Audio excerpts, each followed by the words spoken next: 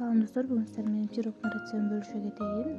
Бизге алгачынан 4 жумуртка керек делет, туз, шекер, андан соң баардыгын чачкылап аралаштырып, миксердин жардамы менен аралаштырып алганыбыздан соң өсүмдүк майын коюп, өсүмдүк майынын артынан бир аз сүт куябыз. Баардыгын чачкылап аралаштырып алганыбыздан соң унду салгандан кийин унга разырык эритил же болбосо соданы кошуп салсаңыздар жакшы болот. 2 бөлөк идишке куюп алып, какаону электен өткөрүп, бир идишке салып, экинчисине бир аз un салабыз. Баардыгын жакшылап аралаштырып, бир аз коюп, андан кийин духовканын табагына салабыз.